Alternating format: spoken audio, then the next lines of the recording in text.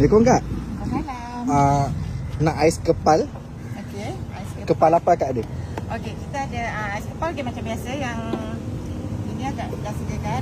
Cuma pilih topping, boleh pilih topping. Oh tu apa kak? Ini Milo. Oh, Original Milo. Ya, original Milo. Yang special? Special kalau special semua topping boleh campur. Ah. Biasa kalau tak jual satu topping RM4.5, dua topping RM5. Oh okey. Yang tu jagung cheese. Jagung cheese ada?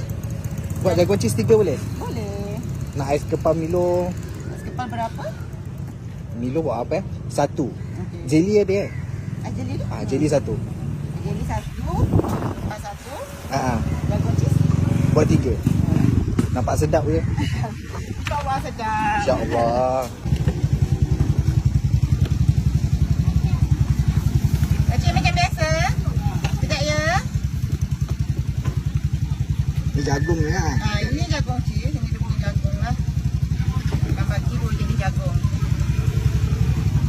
Oh ni kena panas-panas kan? Oh. Itu jagung yang jagung juga kan? Jagung juga, tapi ni dia lagi lemak lah sebab dia terima kan. Oh yes. Susu cair.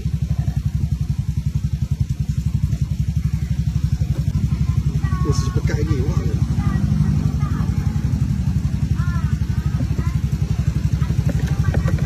Ini apa kak? Ini preset. Oh pisau jagungnya. Ha. Ni pun semua buat sendiri ni. Semua buat. Oh whipped cream ke? Whipped cream kan? Pepper cream. Dia kan naikkan. Kak yang satu tu saya tak nak whipped cream Dua je kak. Dia tak cheese saja ya? Letak sini.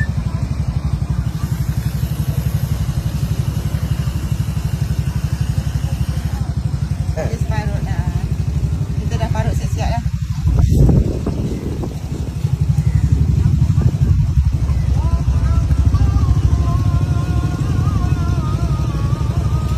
Ni akak buka hari-hari kat sini?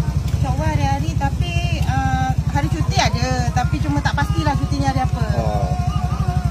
Kadang hari hujan, cuaca tak cantik kan. Ya, Sebab kita betul. jual ais-ais. Buka pukul apa? Kalau buka pukul apa? 11.30 lah. 11.30 hingga 5.30 insyaAllah. Oh okey. Okey. Okey kak, minta satu nak tengok. Gula kapal tu nak pilih topping ke? Atau nak semua topping? Wow, semua topping macam menarik. Wow kak. Tarik lagi kak. Topping apa je ni? Topping okey ni ada cornflakes, cocoa crust, Oreo, ada Milo tabur. Kacang Okey. pun ada. Obviously saya nak Milo tabur Alright, okey. dengan koko. Ni apa ni? Cocoa crust. Okey, koko crush. Nak 2 topping saja. Dua topping je.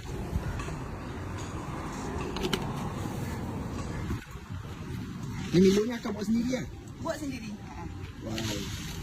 Tak pekat kan? Kena pekat baru rasa. Oh.